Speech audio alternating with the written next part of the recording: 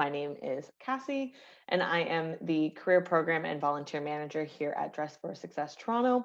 And with me, I have Jeboah Miranda, who's going to be presenting mental toughness for everyone today. Obviously, she is the expert, so I will definitely pass it off to her. We are going to be doing a little bit of an interactive workshop today, so if anyone wants to come on video, feel free, and then we can come off mute when we ask questions, of course, or you can always just stick to the chat. So without further ado, I will pass it over. Thank you. And thank you to everybody who chose to show up today. I really appreciate it. I think it'll be fun, but of course I'm biased. So to jump in and introduce myself, yes, that's me. So I'm Jeboah Miranda. I am a keynote speaker and management consultant on mental health, leadership, and company culture. I also run a foundation called Jeboah Miranda Foundation, which is focused on helping women who've been affected by suicide to get a university education and to learn how to become mentally tough and resilient. I'm the host of In Her Blazer podcast, and I recently founded an app called Blazer as well for young women to help women to really become successful in whatever they choose to do. And I also have a 9.5-month-old puppy that I'm super in love with, especially when she's sleeping. So that's my favorite. So that's a bit about me.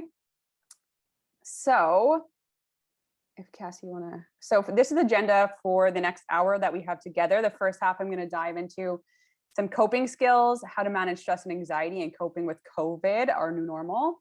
And then the second half, I'm going to launch into financial literacy. So we'll get into the truth about credit, debt, types of bank accounts, budgeting, and financial health. And as we go as well, if any of you have questions, feel free to ask throughout. I love questions. I love interacting with people. So feel free to jump in when you want to just know something more. So actually, to put a question out there to all of you, what is mental toughness? So when you think of becoming mentally tough, what does that mean to you? If anyone wants to come off of mute and give your answer. Hi. Hi there, I'm Andrea. Nice to see you. Yes. I'm just tweeting the event at the same time, but I was like, oh, I have an answer.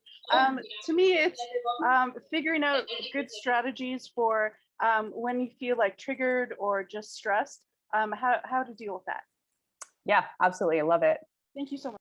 Yeah, no, thank you. I appreciate it. Yeah, so mental toughness to me, and there are many ways to define it, but it's really essentially creating impenetrable mental strength through the regular and consistent use of coping skills that you can then use to overcome any life challenge without falling apart and crumbling and losing yourself. So it's really creating that mental grit, that mental strength. So Cassie, if you don't mind going to the next one. So what is stress? We're going to understand what stress actually is. We're going to understand what stress is, where Canadians are at, and then what you can do to manage your stress and anxiety on a daily basis. So some of the physiological signs of stress are, of course, headaches, muscle tension or pain, chest pain, increased heart rate and blood pressure is very common, weakened immune system, because when we have too much stress, our immune system becomes weak, fatigue or insomnia, stomach and digestive issues, and possibly high blood pressure. However, stress is normal, and stress is actually a good thing when we can learn to manage it and contain it. Yes. So how common is stress? So according to Statistics Canada, 23% of people over the age of 15 report that most days are quite a bit or extremely stressful, and that's outside of the pandemic. And that number rises to 30% among those 35 to 54. 25% of Canadians cite stress as the main reason for leaving their job, while 73% of all working adults age 20 to 64 report at least some level of stress. And that has catapulted in the pandemic, of course, because of the situation that we don't have much control over what's happening. And in a recent report that was launched in the last couple of months, some of the numbers that I've been seeing this year so far on those struggling with stress and anxiety are upwards of 75% of people, depending on what age category you're in. So it's almost all of us that are learning to have to manage this new normal. So some tools to manage your stress. Self-awareness is the first step. So what is self-awareness? It means knowing yourself well enough to know what you react to, when you react, why you react in the ways that you do to certain situations, and how you can come across to others and what your true needs are. So why does this matter? By knowing yourself better, you can get to the root cause of why you may be hurting in certain ways, which means you could heal that part of yourself and become truly happy. We cannot fix something when we don't understand what the root cause of the problem is. By knowing yourself better, you will also start to understand other people better. This is also called emotional intelligence.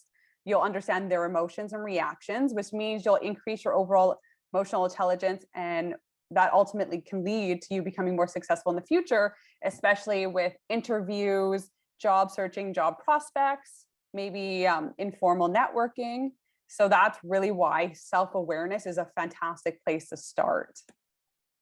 So how do you become self-aware? So start by observing yourself when you're emotionally charged. This is going to tell you a lot about yourself. Upset, or if you're upset with somebody else or upset about something in general. Take notice of what emotions you feel: anger, sadness, withdrawn, anxious. Are you feeling guilty?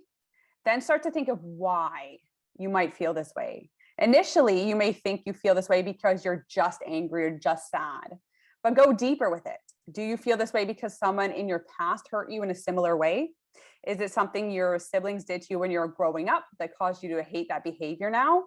Start exploring the true cause of your pain, and you'll eventually figure it out.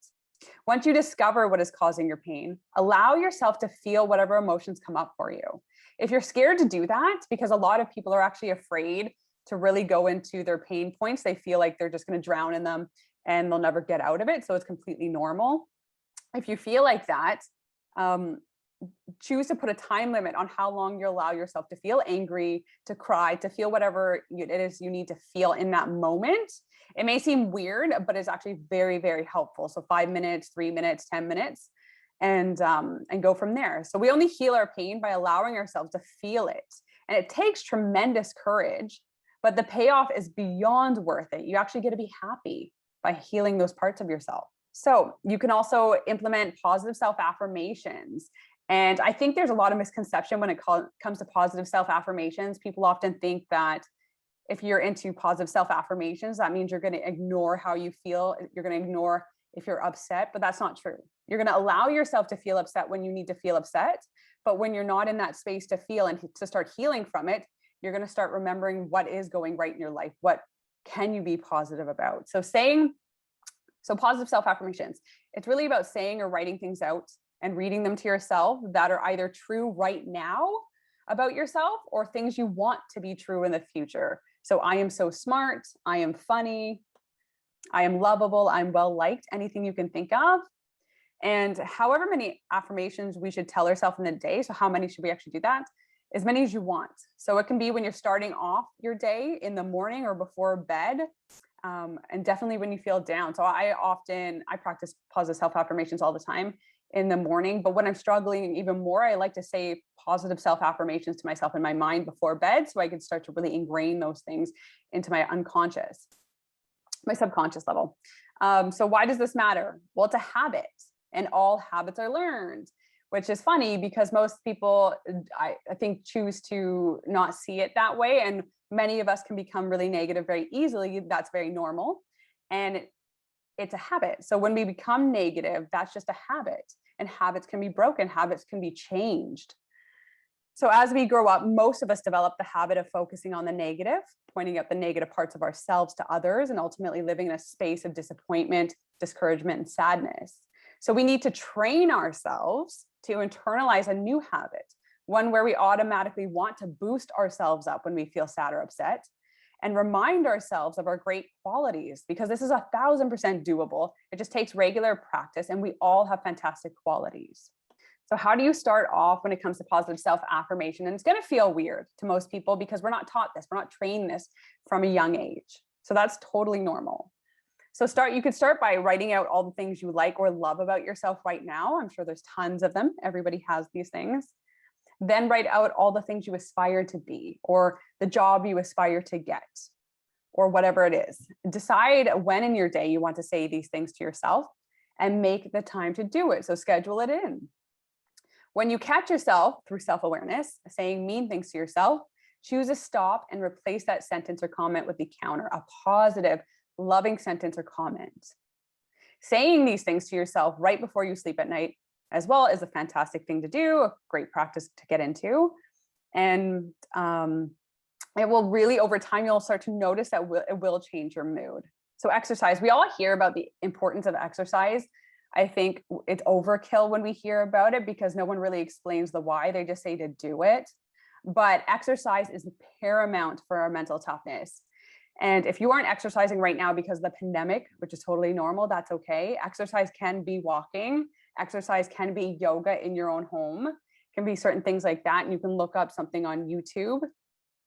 Your body needs physical movement, though. It needs to be trained to keep strong. And by strengthening your body, you also strengthen your mind. Mind, body, spirit are all interconnected.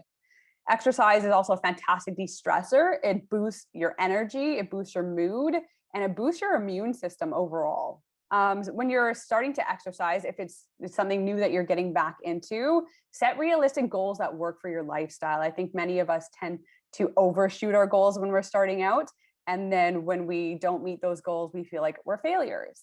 So if you start really small with maybe 10 minutes a day, then when you achieve it, you feel more motivated, you feel successful, and like you want to keep going and add to it. So just choose what works for you. It doesn't have to be running. It can be walking or yoga or meditation, whatever it is. But I encourage you to start trying something today or tomorrow. Nutrition, super, super, super, super important. And I think many of us get told nutrition's important, but not enough. We just get told to not eat as much sugar, but we don't understand the why behind it. But what you eat matters. It affects your brain chemistry, your mood, your body, and your weight. And sugar, I also am in the holistic nutrition space. And sugar, when consuming sugar, can actually weaken your immune system for up to 4 hours at a time, which means you're more susceptible to getting sick. So certain things like that. When it comes to food, keep it simple. Try and choose cleaner ingredient decks at the store. Can you buy more vegetables and fruits at the store? Can you switch from processed sugars to maybe fruits instead? Certain things like that. And looking to really get more nutrients in your food. How you treat your body through food and exercise is a reflection of how much we love and care for ourselves and want to cherish ourselves. So it's really important that we start to be mindful of what we're eating, especially in the pandemic with what we're going, to keep ourselves strong, to make sure we're getting enough vitamin C, enough vitamin D, sleeping enough, those sorts of things. So another practice that I am obsessed with, and I practice gratitude all the time with my team, we kick off our team meetings with saying what we're grateful for. It's a fantastic practice. So when it comes to gratitude, grateful people experience fewer aches and pains and report to feeling healthier than other people. Gratitude reduces a multitude of toxic emotions, from envy and resentment to frustration and regret. And according to Robert Emmons, a leading gratitude well-being researcher, he confirms that gratitude effectively increases happiness and reduces depression. Gratitude is known to enhance empathy and reduce aggression. And writing in a gratitude journal has been linked to better sleep and longer sleep.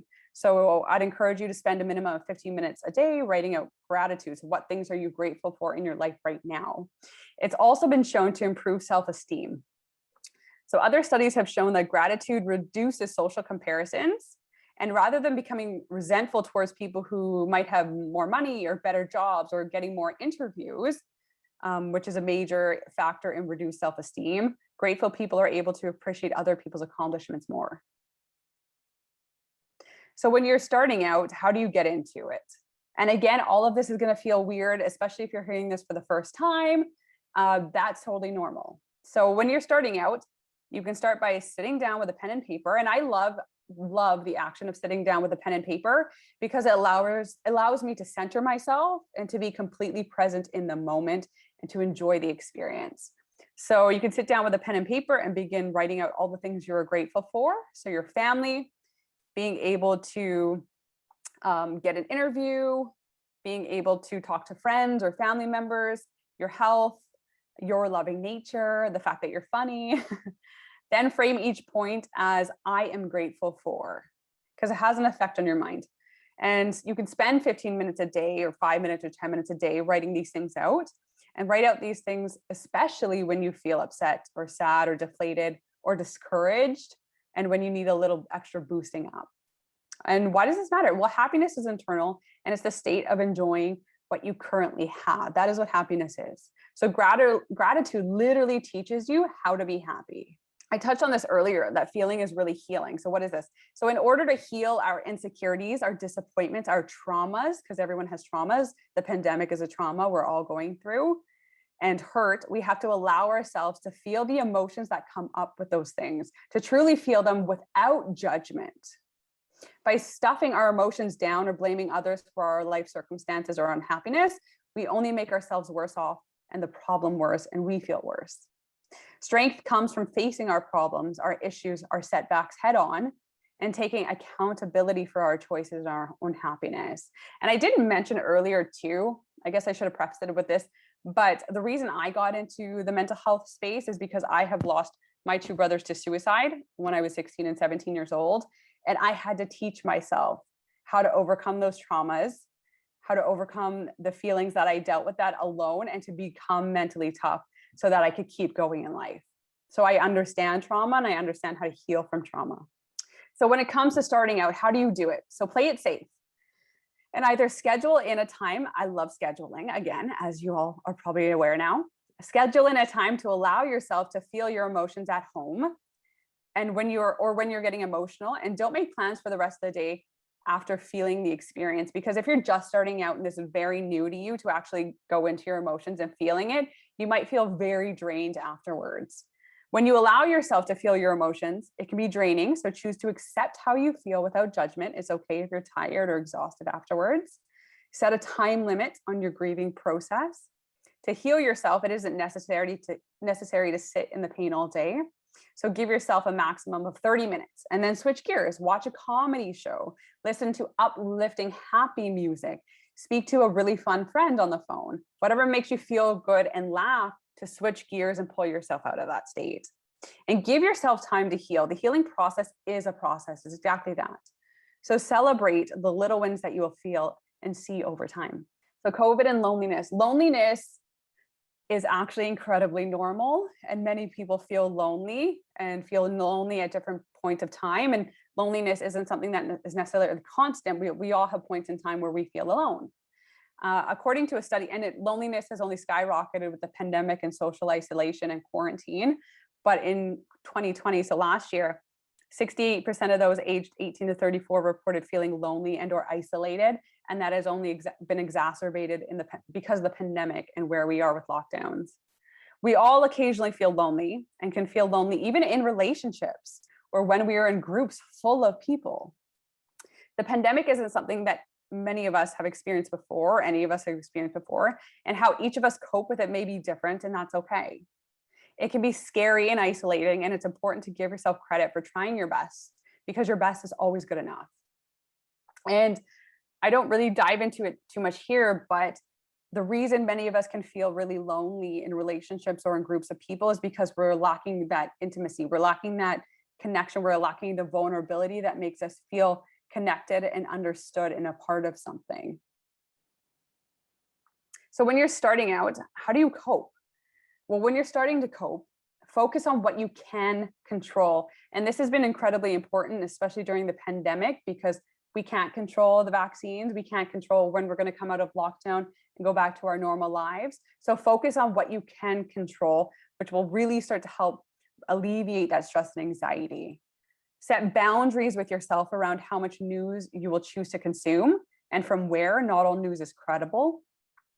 Implement boundaries with friends. We all have those friends, I think, that want to talk about the pandemic all day long, which only increases our stress and anxiety. So it's important for our own mental health, our own mental toughness, to set those boundaries. Remember that just because someone is panicking does not mean you need to as well. We all perceive the world differently based on our own experiences. So take space when you need to, especially from those who negatively impact your mental health and well-being, and practice positive self-affirmations. You are safe. This is temporary, things like that. So coping with COVID and social isolation. Remind yourself daily that this is temporary and you will make it through, because you will, and you have up until this point. Keep yourself occupied. So do a home workout, jump on a phone call, go on FaceTime to see somebody you love or care about. Call your best friend or family member often, and do so on FaceTime to maintain some sort of social connection. And be vulnerable with the people you trust about how you're really feeling and if you're struggling. It is okay to cry. It's okay to be afraid. It's okay to feel frustrated and to feel exactly how you feel. It's normal. So if you're in quarantine, how you can cope with that is you want to set and keep a schedule to feel in control. We all like to be in control to some degree in our lives. Set and keep daily goals, things that you want to accomplish from your home throughout those 14 days. Engage in activities that make you feel happy. So art projects, something do it yourself at home, music, in-home photography, or listening to a podcast. Use this time to discover new passions of yours. So you have time to self-reflect 14 days and think about what new hobby you might want to try out when this is all over, or right now if it's an in-home hobby. And get adequate and consistent sleep. Sleep affects our mood, which is going to affect our mental health. How not to let negative thoughts take over your mind. Everybody struggles with this. I used to struggle with this years ago, and had to teach myself how to get out of that habit into a habit where I wake up and my mind's either just calm or it's really positive. And that's where the place I live in now, but I had to teach myself how to get there. So self-awareness is key. Notice when you tend to overthink and what it's about, and acknowledge that it isn't helpful to you. Counter those thoughts with positive thoughts instead. When we worry, we often think worst case scenario. So replace those extremes with positives and what could go right. Think about what you learned from the situation. If you made a mistake, think about what you learned from it and how this new knowledge is actually going to benefit you in the future. Mistakes are fantastic, is how we learn. Schedule in time to think. Similar to making time to feel to heal, make time to think. Most of us don't actually have time to think. We're always going, helping our children, helping loved ones, focusing on job hunting or interviews that we actually don't think. We don't have much time to think. So schedule some time to think. Make time to think so your mind can relax throughout the day. Choose to be present. So practice living in the moment and enjoying the moment. When you do this, you don't feel anxious or ruminate about past mistakes. So we're not shaming ourselves for what happened in the past, and we're not creating anxiety over the things we can't control in the future. We're just here in the moment. Keep yourself busy. Focus on projects or exercise or a task. When you're keeping active, you tend to overthink less. And use an agenda. If you tend to ruminate about all the things that must get done, schedule those things into a planner so that your mind doesn't need to try and remember all of them. And how do we manage setbacks? Because we all have setbacks. And I call them setbacks because I think there's a lot of negative connotation around the word failure. I think we could all say we failed in some aspect of our life, and failure is great. It's how we learn. So I call it a setback. Life is full of things that don't go right, and it's a fantastic thing. Life would be so boring if everything went according to plan. So when things don't go right, think about all the things that all the things that are amazing in your life that you are grateful for, and how many people often have it worse than us, because living in Canada is a true privilege. It really is. Remind yourself that just because something didn't work out, it doesn't mean that other great things won't happen in your future. They just may happen at a later date. And take control. If something didn't go according to plan, figure out a new way to get what you want, a new plan. You are always in control of your life, so find a way to make things happen. There's always a way, always. Okay, so I powered through all of that. Does anyone have a question before I jump into the pretty straightforward finance portion? Andrea said it, I forget, maybe it's Drake, but a celebrity mom told them that the 72-hour rule. If you're upset or have to make decisions with high energy, wait 72 hours. Until the logic comes back. Yep. Yep. I can attest to having done that. Yeah. Okay. So I'll jump into financial literacy. Feel free to ask about this portion. It's a lot of things that are fairly straightforward, but none of us are ever taught. Okay. Why does knowing how to budget matter? So it matters especially to women. And I preface it on women because 80% of women are likely to end up living in poverty in their retirement years due to a lack of financial literacy skills compared to men, unless you learn how to manage your money now, which is 100% doable. By understanding basic finance, you're less likely to end up feeling trapped in a bad relationship. And financial independence leads you to make well-informed decisions that benefit you and are in your best interests. So when you're starting to manage your money, create a plan, create goals. So by creating a plan with achievable goals, you're able to take control over your life, which will lead you to feel more confident and less stressed. By setting daily goals, then weekly goals, then monthly, then work up to goals that you want to achieve over the next year or two. Set big goals for yourself with achievable steps that you can start taking today, because we all need to see progress. We all need to feel accomplished and like we're successful in some aspects. So set realistic, achievable goals. And as you start to achieve your goals, you will become more confident, self-assured, and more optimistic about your capabilities. You'll have less worry and less self-doubt. So budget for success. The money you bring in must cover the money going out. And it seems so simple, but most people don't live this way. You need to earn more than you spend, and ideally earn extra to put away into a savings account for emergencies. Start by understanding how you spend your money. So look at your monthly bank account statements or credit card statements, how much cash you withdraw from the ATM. Start to notice your patterns. When you start to understand where your money is going, if you learn that you are spending more than you make, you can find places to cut back on your spending without feeling too restrictive. And always spend less than you make. As a rule of thumb, of course, in an ideal world, you would want to aim to have at least 3 months worth of living expenses in your bank account in case of emergencies. And to make it easier on yourself, when you do get a paycheck, you can set up automatic withdrawals from your account that your paycheck goes into to have that money go into a savings account. So you can put away 10% of your biweekly paycheck automatically. So you're not touching it and you're just starting to create this little nest egg. So debt, keep debt to a minimum. We all hopefully try and keep debt to a minimum. It's easy to get loans and credit cards for the most part, depending on what category group you're in, because lenders want you to default on your payments so that they make more money off the interest. Just paying off the interest will keep you in debt for the rest of your life. A good rule of thumb is to only borrow what you could buy with cash right now, if you're in that place to do so. Just use your credit card to build your credit, not to buy things that you can't actually afford unless you're in an emergency situation. So debt and the compounding interest effect. Most of us weren't taught what this is. If you don't pay off the full amount on your credit card each month, you will be charged interest. If you don't pay off the full amount next month, you'll be charged interest on top of the interest from the previous month. Some credit cards charge daily interest, others it's monthly. It's important to know when you will be charged your interest specifically so that you pay off the debt in full before you are charged any. Because you will get charged interest on top of interest, this is often what keeps people in lifelong debt and leads them to have bad credit, which means they try and borrow money in the future, etc., and struggle to do so.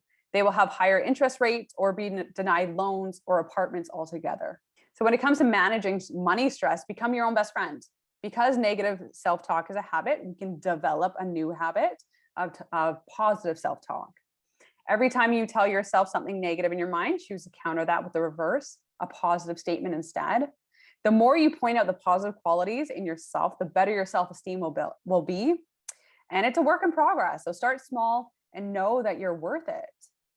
Write out positives about yourself to start. Make a list and read those things to yourself daily and say it in your head before you sleep. So some facts about credit cards in Canada. Yes, interest rates. So the money you borrow will cost you anywhere from 14 to 23% if you do not pay it back in full within 21 days of borrowing it.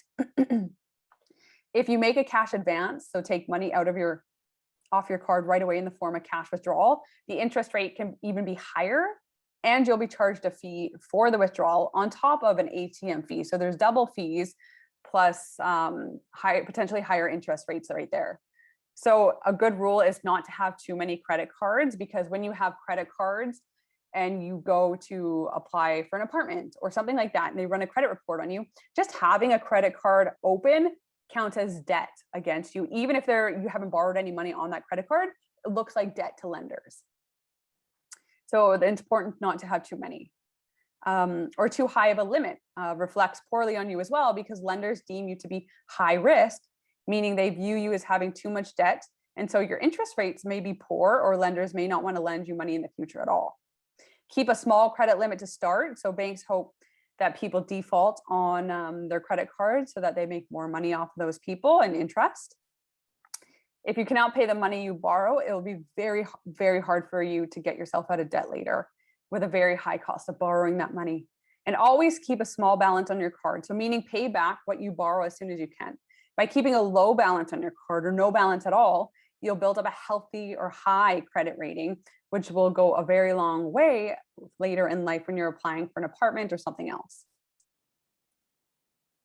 So why does credit matter? Well, your credit score is out of 900 and almost nobody has this score. The average in Canada is around 650. So most people have a credit score around 650. But if you want good interest rates, meaning lower interest rates and easier approval rates, work towards getting your credit score higher than 650. It's easier to get a bank loan or to buy a home or to finance a car, or to get better interest rates on loans, to rent a condo even, because they run a credit report when you apply for an apartment or condo. Your credit rating is very, very important, which is why it's a good idea to be mindful of what it is and think about how you can build it up. So when it comes to your credit score out of 900 points, what affects it? So I did a lot of research into this. So there are a few buckets that actually affect your credit score rating. So one is payment history. 35% of your overall score is based on your payment history.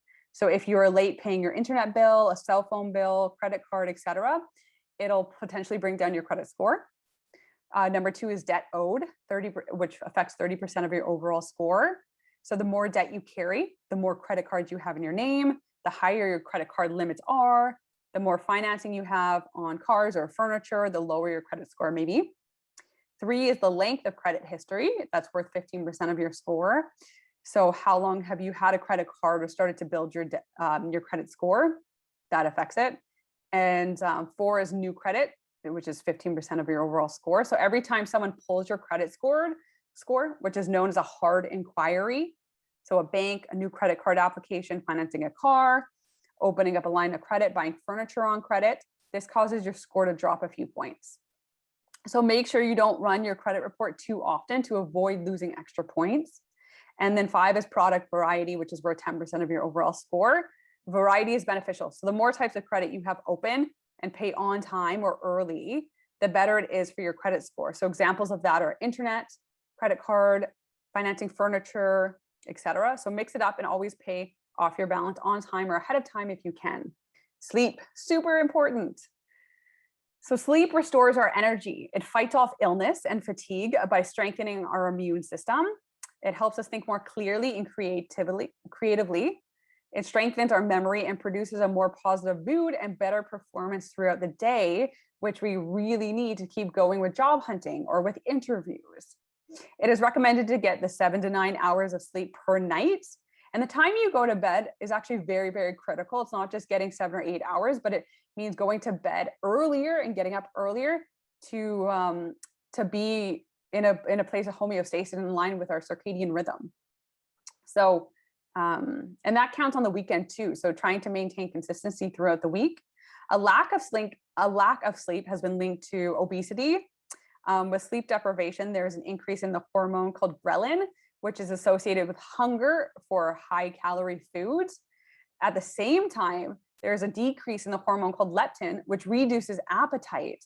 So we're now feeling hungrier and we want more food and we want higher calorie foods, which is why it's linked with obesity.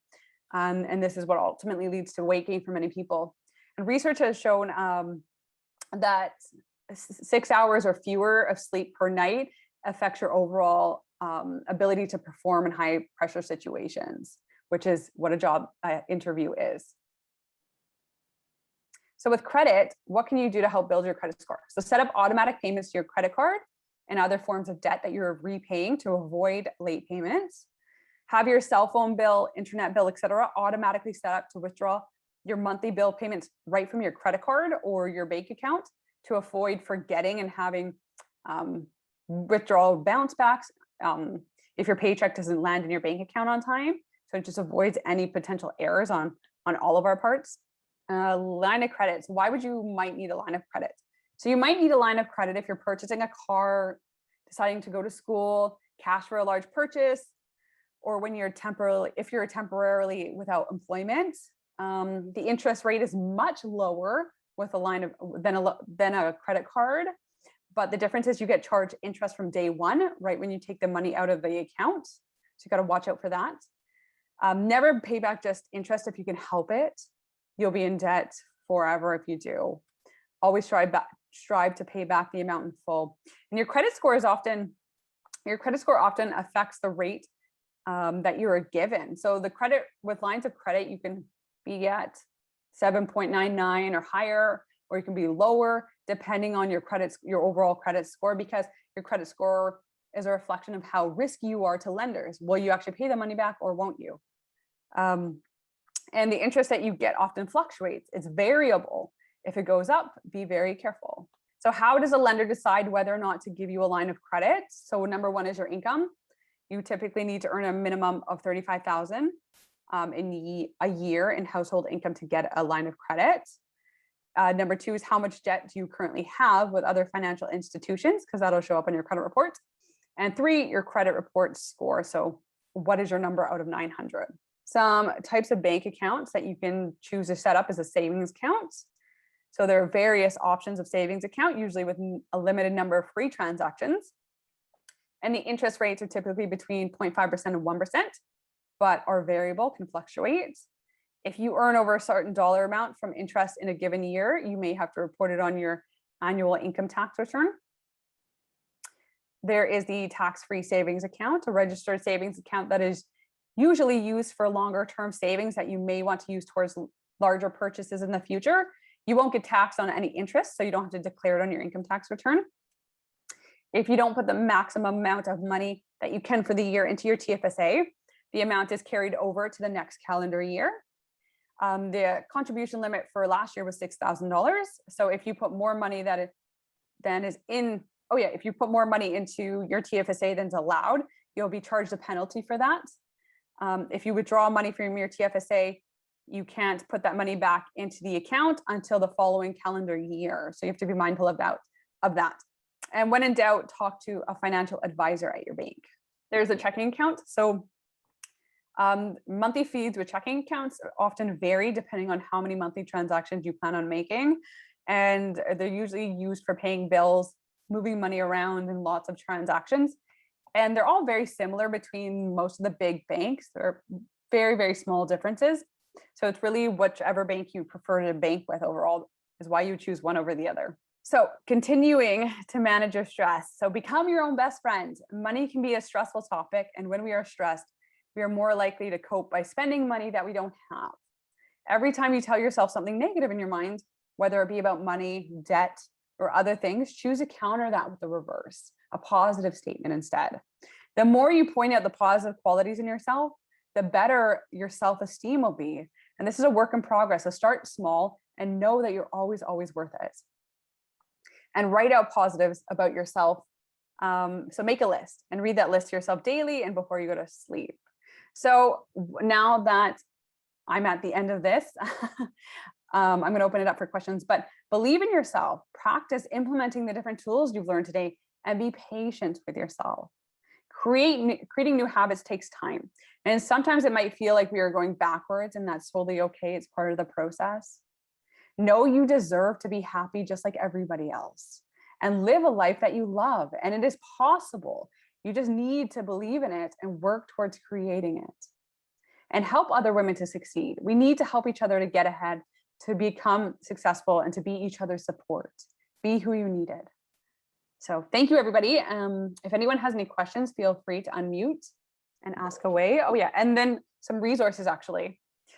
If you are struggling with something more than stress, there's nothing to be ashamed of by any means. These are a few resources you can reach out to in Ontario. There are resources all across the country, but these are the ones in Ontario. So Toronto Distress Center, it's 24-hour free service. You can call or text for emotional support. You can call Connex Ontario, or if you want to read specific articles on helping yourself with specific challenges. I love CAMH's website. They have fantastic resources always on different topics that relate to mental health. And that's how to reach me. So again, my name is Jeboah Miranda. you can reach me for any reason. You can send me an email at info@Jeboah go to my website. I'm pretty much everywhere: LinkedIn, Instagram, Twitter. So thank you again, and thank you for showing up today. Okay. I see Tammy saying that this is recorded. I will email everyone after with the link. The link also does come in our newsletter every other week, but I will send it after this. Does anyone have any questions on financial literacy, or if you're looking for some tips on anything, feel free to either. Yeah. I'm Natasha Jenkins. I was hearing about the credit. So Yes. how would I start the credit card to get my credit up? You know, I'm just on low income MFIM. So I don't know will I apply for anything, like trying to get a little credit card going or something? You could. So I've known people who are in similar situations. What a bank typically does in that situation is they give you a maximum credit limit of $500 or $1,000 to start. And then over time, they work up the limit if you wanted to work up the limit. I've heard a good financial institution for something like that is CIBC. I've heard that one be a good one for people who are just starting to build their credit. But there usually are options with a $500 limit or something like that. So you could probably apply online. Okay. Yeah, you could probably apply online. Okay. And I just go down here to like the credit union or something. Yeah, so you could go in person to any of the banks, CIBC, BMO, RBC, Scotiabank. So one of those, and talk about opening your account with a piece of ID. Okay. All right. Got you. Yeah. Well, thank you. Yeah, no problem. Sorry, I have a question. Mm-hmm. So my question is that I am okay. So I have a regular saving account, and when I went to the bank, they mentioned that it's better to open TFSA, and I didn't have RRSP either. So now, and so then they were telling me about all those GIC and those other in TFSAs. I was just so confused. Everything was so overwhelming. So I was not sure which one is better. Should I go for TFSA and RRSP first? Or if I get in there, then what is better, GIC? And then they were talking about some other, and I just got confused. And I said, okay, you know what, can we talk about it later? So I just need some advice on this thing. I appreciate it. Yeah, bankers are super confusing. They make no sense to anybody. And if you try and ask them to explain, they won't. So you're not alone on that. I totally agree with the TFSA. I think everyone should have a TFSA, because for the sole purpose of not having to declare any interest that you've earned on your income tax return. So I think TFSAs are fantastic. So it depends on your financial situation. So if right now you just need a bank account for day-to-day transactions, for paying bills, that sort of thing, I would recommend opening up a savings account within the TFSA. So just like you have a regular savings account right now, just open one under the TFSA. So TFSA is a type of bank account, and you can have a bunch of different things within it. But you could just open up a savings account is what I would do, because having a GIC is typically where you put money into an account and you don't touch it for 1 year, 3 years, 5 years. So it's a very long time to go without taking any of that money out. And if you do pull money out of your GIC early, there'll be penalties for doing so. And then an RSP is for saving for retirement years. So often if you have a job right now, your employer pays into your RSP. So you could set up an RSP. You could do that. Mutual funds are a safer way to go. They're very low risk. You don't make much in terms of interest, but they're low risk. And you could do a mutual fund under your TFSA for $25 a month that comes out of your paycheck. But I would probably start with a savings account under your TFSA for sure, because then if you earn any interest, you don't have to declare it on your income tax return. Okay, so opening a TFSA and then only getting a saving account under that.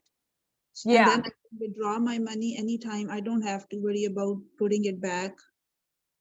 So you can, yeah. So the TFSA in general is typically if you don't need to make daily withdrawals, like so you have a TFSA account, and yeah, if you want to store your money in there for a little bit longer, so it's not used for rent, Yes. and like internet and stuff like that. So if you want to store it in something for a little bit longer without getting penalties, you put in a TFSA. But just know when you take your money out of the TFSA, you can't put that same amount of money back in until the next year.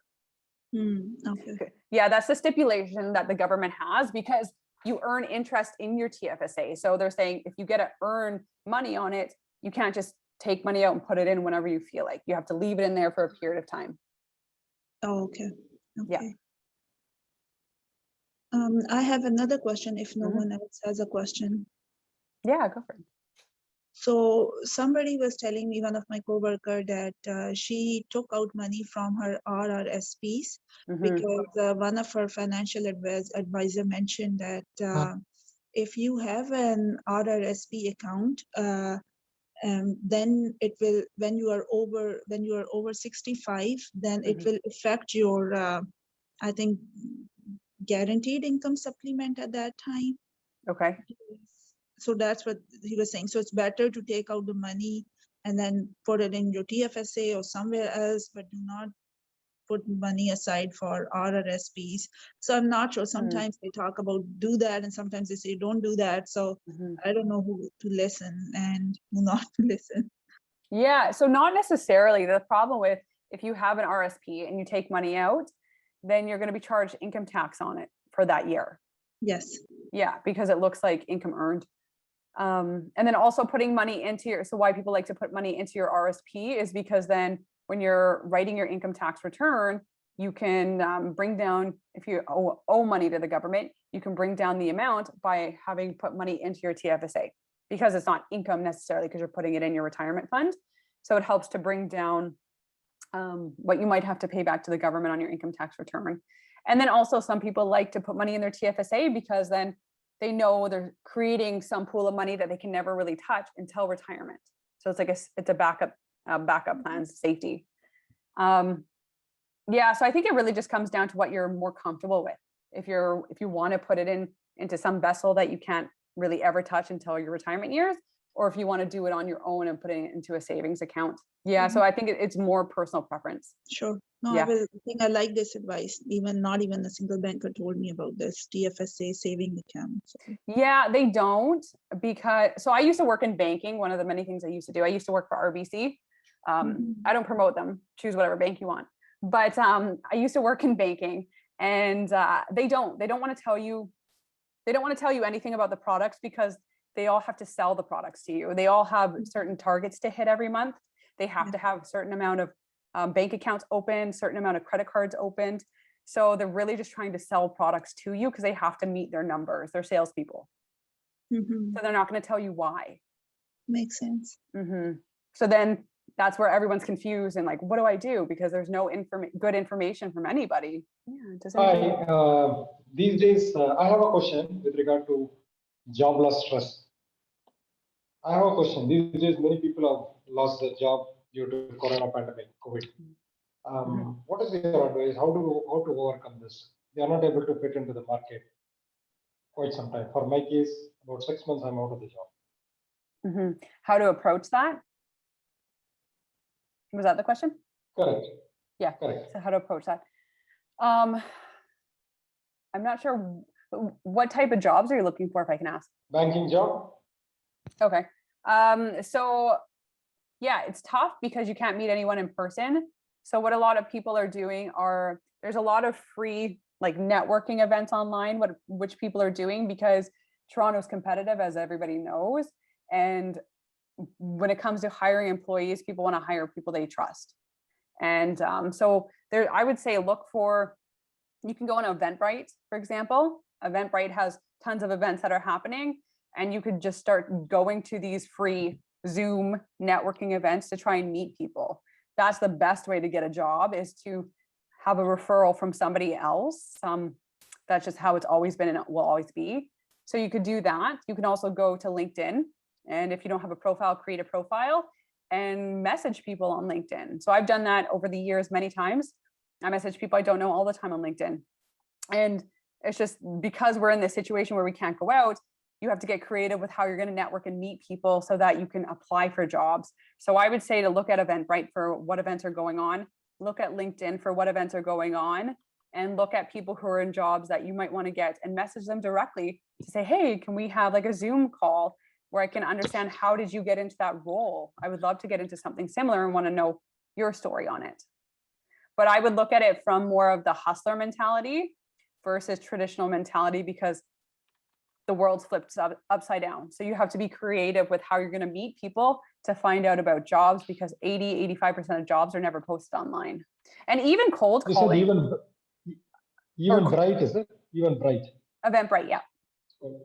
And you know what? Even a cold emailing is fantastic. I still do that to today. If there's a company that you want to work at in a type of job you want to work at, find their contact details, which aren't that hard anymore because of LinkedIn and similar websites like that, and send them an email or call that person's phone number if you can find their phone number online and say, hey, like, I'm really interested in this job. I would love to send in my resume, because I've done that in the past too. And then you're not really applying for the job, but you're doing something that most people don't do. So put your resume to the top of the pile. Okay, great. Thank you. Yeah, no problem. Good question though. I have a question, another question, I'm sorry. Yeah, no worries. Yeah. So I'm working from home, and of course kids are homeschooling as well. Mm-hmm. And it's day-to-day managing is, when we talk about stresses of life, it's just continuous. It's like before we used to maybe get them for, like, they were out for 8 hours, we were also out for 8 hours. So it was a bit easier to manage them when they were home. Mm-hmm. And it was less nagging, less not listening, or less, like, there were still challenges, but it was still less. Yes. But now it's just because we are working from home, everything, they are also not going to school either. They're not seeing anyone else. We're not seeing anyone else. It's just, all of us are under one roof. Mm-hmm. And that is everyday stress, and it's adding and adding and adding. And I'm noticing my kids are being very short-tempered, and sometimes I also lose my temper all the time. So that one, can you give us any tip about not to lose a temper? Like, just a quick tip, like quickly, just if I have to remember one thing, if I'm about to lose my temper, I can guide my kids as well. Just one tip. What in the moment, what should I do? The best thing I would say is to start doing deep belly breathing in the moment. If you can't do anything else, do some deep belly breathing, also called diaphragmatic breathing. So you just breathe into your stomach instead of your lungs for like 6 seconds, hold it for a second or two, and breathe out very slowly. That'll start to bring your stress and anxiety levels down, make you less emotional, more logical. Oh, okay. So that's what I would do if you're in a heated situation where you can't walk away. If you can walk away, definitely walk away to another room and just take a moment by yourself if that's an option. Or if you have the option to go outside and go for a 10-minute walk by yourself, do that as well. But if you can't, I would say do some deep belly breathing so that you can bring yourself back to this present moment and maintain composure to the best of your ability. Okay. Yeah. Okay. Thank you very much. Yeah, no problem. I know that's a huge struggle for parents, because you used to have a break and now you don't. Yeah. So you're not alone on that. Are there any other questions before we wrap up? Sorry, what was your podcast name? It's called In Her Blazer. Yeah, no problem. I hope you all enjoyed it. So thank you again for showing up today. Thank you so much for everyone who took the time out of their day. It's gorgeous out finally. So thank you for spending the time inside with us for an hour. And thank you so much, Jeboah, for this amazing workshop.